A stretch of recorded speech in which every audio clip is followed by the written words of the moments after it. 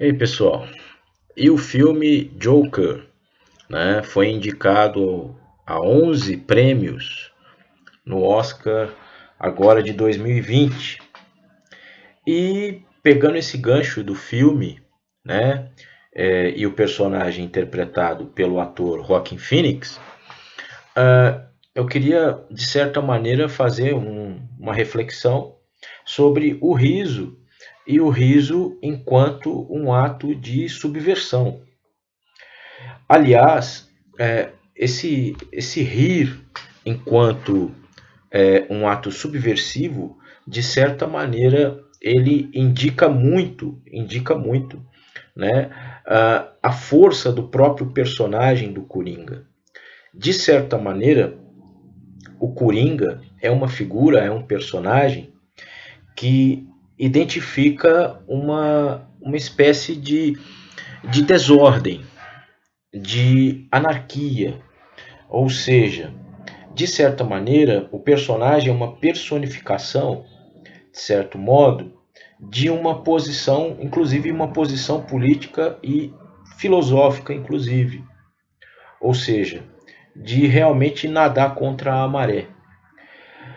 E no caso do riso, nesse personagem, da forma como esse personagem é colocado nesse filme específico, né, estrelado pelo Joaquin Phoenix, o riso, o riso do Coringa, ele de certa maneira ele é uma patologia, ou seja, ele é apresentado pelo filme de uma certa forma como uma patologia, como uma doença.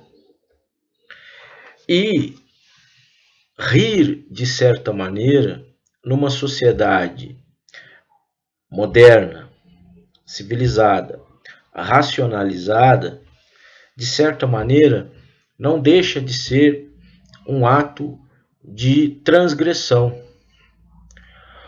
Ou seja, nós vivemos uma época onde a seriedade, a sobriedade, de certa forma, são valores intrínsecos. E o riso, né, o gracejo, né, de certa maneira, ele pressupõe uma direção contrária a isso. Então, o Coringa, o Joker, de certa forma, ele representa essa, vamos dizer assim, esse movimento contrário, essa subversão. O que é a subversão? Né? Subversão é uma ação que preza justamente por estar na contramão da ordem que impera, vamos dizer assim, que vai na contramão do status quo. Quem acompanha quadrinhos, as HQs, e eu acompanho desde muito jovem, né, conheço esses personagens da DC Comics, da Marvel Comics, desde criança, e também acompanho os filmes, tudo que se produziu em torno desses personagens. Quando a gente observa analiticamente, né, o Batman e os seus inimigos, e os seus antagonistas, né, o Batman, de certa forma, ele é um símbolo justamente dessa sobriedade. Tanto é que um dos adjetivos que se coloca para o Homem Morcego é justamente de um dos maiores detetives do mundo. Ou seja, uma das armas do Batman, né, vamos dizer assim, já que ele não é um personagem dotado de superpoderes, ele não é um mutante como um X-Men, ele não foi resultado de radiação gama como o Hulk, ele não é um alienígena como o Superman, que vem de Krypton, ele não é um ser extraordinário como o Aquaman, ele não é um ser mitológico como a Mulher Maravilha, né, que vivia na ilha de Temícera e tal. Ou seja, o Batman é um homem, é um ser humano. Porém, claro, dotado de uma riqueza bilionária, né? O Bruce Wayne é um bilionário, ok? E, de certa maneira, ele se prepara fisicamente, intelectualmente, para esse combate ao crime. E, na realidade, o Batman, de certa forma, ele representa, é um personagem que representa justamente esse estabelecimento da ordem dentro de uma cidade, de uma metrópole, que, em tese, vive no caos, que é Gotham City. E os seus antagonistas, no caso, e o Coringa é o principal antagonista, né, das histórias do Batman, nas HQs e no cinema. Não é à toa que esse personagem, o Coringa, já foi representado no cinema por 3 vezes. Ele foi representado pelo Jack Nicholson no filme da década de 90. Ele é representado pelo Heath Ledger na trilogia do Christopher Nolan, né, no filme Batman, o Cavaleiro das Trevas. E agora o personagem recebeu ali um filme solo e, corrigindo, o personagem já foi uma 4ª vez, né, são 4 vezes em que esse personagem foi representado no cinema. A gente tem o Jared Leto, que representou o Coringa no filme Esquadrão Suicida, né? De certa maneira, tirando o Coringa do Esquadrão Suicida, onde ele não é um personagem central da trama, ele é um personagem muito secundário, nesses outros 3 momentos, no filme da década de 90 do Tim Burton, no filme do Christopher Nolan, né, na trilogia do Christopher Nolan, e agora com esse filme solo, uma proposta ousada e arrojada da Warner Brothers, da DC, né, nos cinemas. Nesses três momentos, né, o personagem ele é esse antagonismo perante o Batman, que é uma figura que de certa forma sustenta a manutenção da ordem das coisas.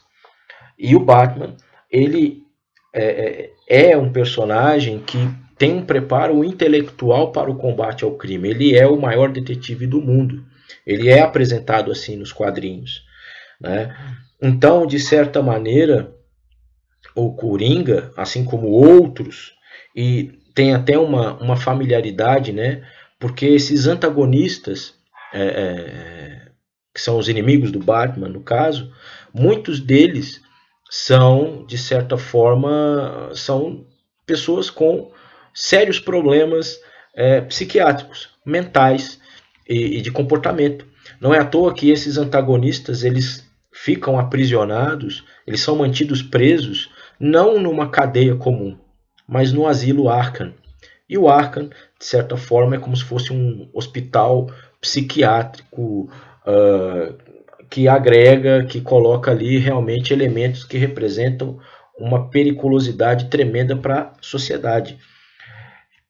E, de certa maneira, isso abre até um gancho aqui, vamos dizer assim, uma citação importante. Um dos principais filósofos que estudou a loucura e os hospitais psiquiátricos é o francês Michel Foucault. E Foucault estudou a loucura dentro de uma perspectiva no sentido de que o hospital psiquiátrico seja, de certa forma, um local que vai abrigar os indesejados, ou seja, o louco como um indesejado, o louco como um pária social. E aí esses hospitais psiquiátricos são erguidos, são planejados, são racionalizados como um locus para que esses indesejados sejam, então, estabelecidos ali à margem da sociedade e do convívio social, vamos dizer assim. Então, nesse sentido, o Coringa, assim como outros antagonistas nas histórias do Batman, né, são personagens que indicam justamente essa subversão da ordem das coisas, da loucura, e o riso do palhaço, de certa maneira, né, é, de certo ponto, no filme é colocado como uma patologia, mas de certa forma, como uma grande metáfora aí, a gente pode entender esse riso como um ato de subversão. Ou seja, esse riso, mesmo que patológico na sua essência, ele incomoda durante todo o filme. O riso desenfreado do Coringa provoca um incômodo tremendo em todas as pessoas, em todos, né?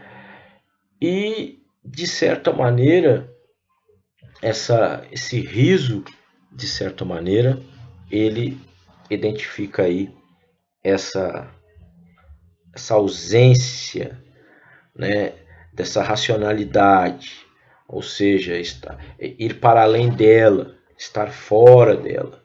Então, o mundo que nós vivemos é um mundo de sobriedade, é um mundo cristão, judaico-cristão, sobretudo, de cultura judaico-cristã, que preza pela sobriedade, que preza pela paz, que preza pela humildade como valores. Então, não é à toa que no texto bíblico é colocado que o reino dos céus ele é um local para os mansos, ou seja, né, toda a ira, toda a crítica, todo desvio de conduta, aquilo que na sociologia a gente chama de anomia, né, de certa forma é um indício de subversão. São atos que subvertem essa racionalidade, essa sobriedade que marcam esse mundo que a gente vive. É claro que essa racionalidade ela é pretensa. Por quê? Porque na existência concreta das pessoas, na vida concreta das pessoas, essa sobriedade ela a gente observa, basta ligar o noticiário diariamente, a gente vai perceber que essa sobriedade ela é muito relativa.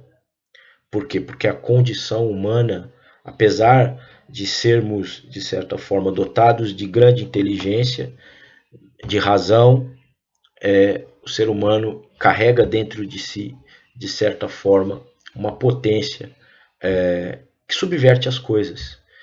E a subversão, quando a gente pensa em termos históricos, não há transformação histórica sem, de certa maneira, alguma subversão, seja no plano individual, mas principalmente no plano organizado.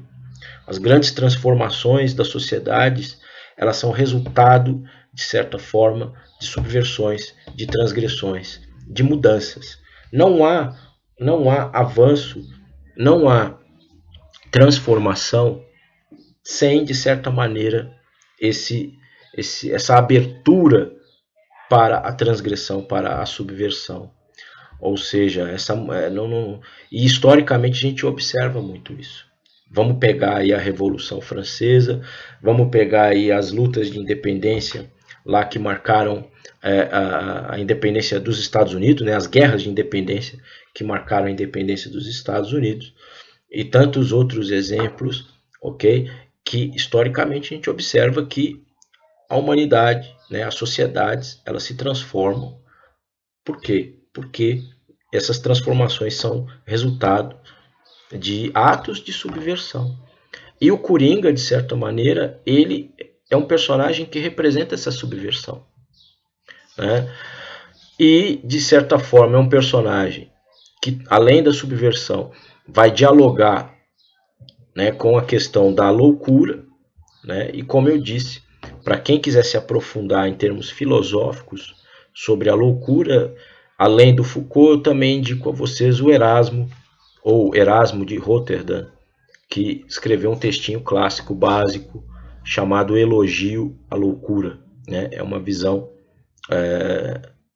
até otimista, né, sobre isso que nós estamos chamando aqui de loucura, né? Afinal de contas, o que é ser louco, o que é loucura? Seria pura e simplesmente navegar contra a maré, ir na direção contrária a direção que a maioria, de certa forma, segue, né? É isso. Esse vídeo, de certa forma, ele tem essa intenção, fazer uma reflexão aberta, livre, né? E a gente pode ir dialogando aqui. Espero que nesse 2020 a gente estabeleça laços maiores aqui no canal, no YouTube. Vou tentar, de certa forma, aliás, já estou mobilizando um pouquinho mais o velho blog, que é proftiagomenta@gmail.com, né? É um antigo blog, fiquei muito tempo sem escrever. Aqui no YouTube mesmo as produções têm sido muito esporádicas por uma série de questões pessoais, né, que não me cabem aqui ficar expondo ou colocando, mas de certa maneira fica aí o compromisso de manter o canal e o blog vivos, muito vivos, no presente ano aí de 2020. Ok? Espero que tenham gostado, que tenham de certa maneira, que essa reflexão possa de certa forma também motivar quem não viu o filme a assistir o Coringa. Já está disponível no NetNow, por exemplo, né? Ou no Google Play, né? Que são dois meios aí para vocês alugarem, para quem, claro, não viu nos cinemas. Eu acho que é um filme que já saiu dos cinemas, mas que aí concorre a 11 estatuetas do Oscar, agora aí, se não me engano, no mês de fevereiro. Até mais.